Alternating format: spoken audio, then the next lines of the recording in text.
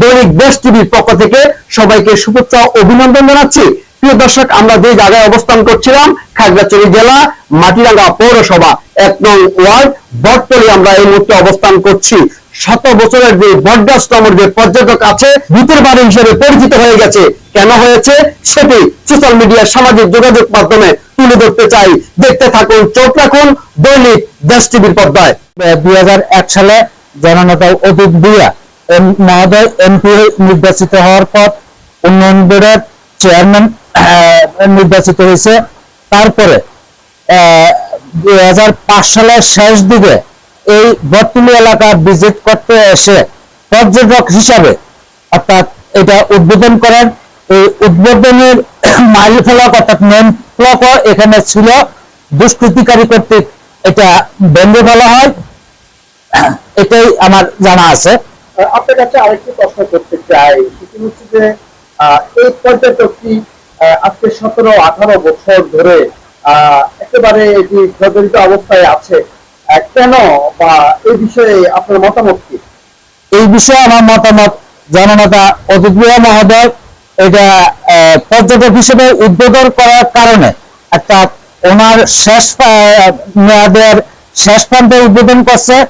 এরপরে 111-এর পর অর্থাৎ পরবর্তী সরকারগুলো অর্থাৎ রাজনৈতিক প্রতিহিংসা পরায়ণ হয়ে অর্থাৎ এটা বাস্তবায়ন না করাতে এই 17-18 বছর বা 20 বছর এই এলাকাতে বা এই পর্যটকের কোনো উন্নয়ন না হওয়াতে বর্তমানে এই জরাজীর্ণ অবস্থা পরিণত হয়েছে। আপনার কাছে জানতে চাই, আমরা শুনেছি এই এলাকায় আপনি অত্যন্ত জনপ্রিয় একজন কাউন্সিলর ছিলেন, দীর্ঘদিন ছিলেন, বারবার নির্বাচিত একজন কাউন্সিলর। আপনার ইমেজ এবং আপনার যে সাপোর্ট এই এলাকায় অত্যন্ত বেশি আছে, সেটি আমরা জানি। এখান থেকে আপনাদের পর্যটকে আসতে আমরা শুনেছি যে বিভিন্ন দেশ থেকে এবং জেলা থেকে অনেক পর্যটক নাকি যখন উদ্বোধন হয়েছিল তখন আসতো, ইতিমধ্যে আসে না কেন, বা এই বিষয়ে আমাদেরকে বলেন। এই বিষয়ে প্রথমত পর্যটন স্পট বর্তমানে জরাজীর্ণ অবস্থা, এটার সংস্কার সহ অবকাঠামো উন্নয়ন করার প্রয়োজন। পাশাপাশি যাতায়াত ব্যবস্থা, এই পর্যটনের 10 নম্বরের যে রুট আছে এই রুটটা কার্ফিডিং করলে পর্যটকের যাতায়াত সহজ হবে এবং এই পর্যটকেরও সৌন্দর্য বৃদ্ধি পাবে, এই বলে এটা আমি মনে করি।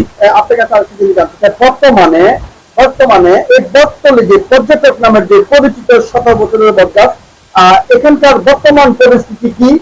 এখানকার স্থানীয় একজন কাউন্সিলর হিসাবে আপনার কাছ থেকে জানতে চাই, বর্তমান কি অবস্থা? এটা বর্তমান এই আলোচনার রাজনৈতিক এবং শান্তি শৃঙ্খলার দিক থেকে অত্যন্ত ভালো এবং পর্যটনের উন্নয়নের দিক থেকে বেহাল দশায় আছে, বেহাল অবস্থা, এটা স্বচক্ষে আপনি নিজেই দেখতে পাচ্ছেন।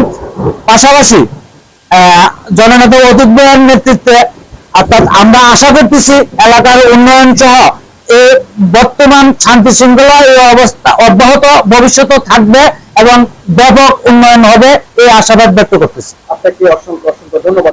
আমাদের 2001 সালে এই অতীত ভূঁইয়া এমপি হবার পরে 2005 সালে এই উদ্বোধন করে গেছে। উদ্বোধন করার পরে আমাদের এই বিএনপি সরকার যাইবার পরে, এই আমলিক সরকার আইবার পরে আমাদের এগুলার কোনো কার্যক্রমও নাই।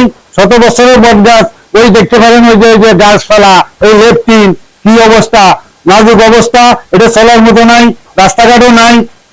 পর্যটনে ওই যে দর্শক আসতো, এই দর্শকও আসা বন্ধ হয়ে গেছে।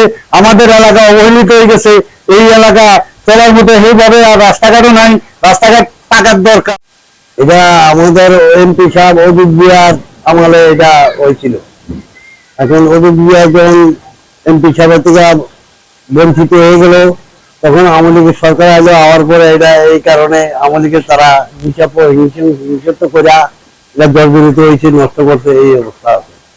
আচ্ছা, অতিলম্বে আপনি এই মুহূর্তে কি চাচ্ছেন একটু বলেন তো?